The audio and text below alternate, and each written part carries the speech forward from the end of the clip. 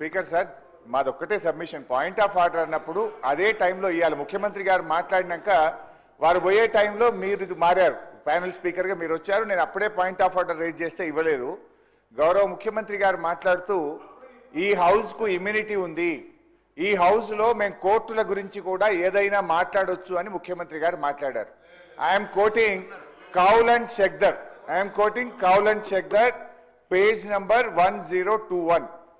ముఖ్యమంత్రి గారు ఏమన్నారంటే మేము ఈ 10 మంది ఎమ్మెల్యేలు డిస్క్వాలిఫై కారు, అది గతంలో కాలేదు, ఇప్పుడు కూడా కారు అంటే నేను వెంటనే ఇక్కడ నుంచి సుప్రీంకోర్టులో ఉన్న మ్యాటర్ని మీరు ఎట్లా మాట్లాడతారంటే మాకు ఇమ్యూనిటీ ఉంది, మేము ఏదైనా మాట్లాడవచ్చు ఈ సభలో లోపల మాట్లాడతామన్నారు. అయితే ఐఎమ్ కోటింగ్ అధ్యక్ష, page number 1021, discussion on sub జుడిస్ matter, members cannot refer to any matter of fact on which a judicial decision is pending.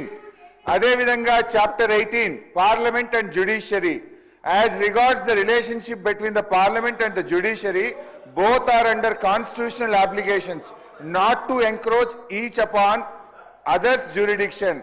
In this respect, Article 121 provides that the conduct of a judge or a Supreme Court or High Court cannot be discussed in Parliament except upon a motion for presenting to the President praying for the removal of such judge. Judge గారి removal గురించి తప్ప సుప్రీంకోర్టులో కానీ హైకోర్టులో pending ఉన్నటువంటి విషయాన్ని సభలో మాట్లాడకూడదు అని కౌల్ అండ్ షెక్దర్లో చాలా స్పష్టంగా చెప్పడం జరిగింది. నేను అందువల్ల మీతో కోరుతున్నా, ముఖ్యమంత్రి గారు ఇవాళ సర్వోన్నత న్యాయస్థానం సుప్రీంకోర్టు యొక్క ఉత్తమ్ కుమార్ గారు, మినిస్టర్ ప్యానెల్ స్పీకర్ గారు, గౌరవ సీనియర్ శాసనసభ్యులు హరీష్ రావు గారికి నేను మనవి చేసేదంటే, పార్లమెంట్లో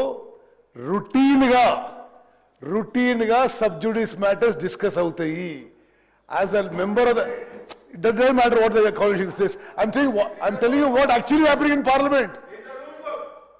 speaker sir, in the last 5 years in the Lok Sabha, I can tell you that Lok Sabha Speaker permits every single item in this country, whether it is sub judice or not, is allowed in Parliament for discussion.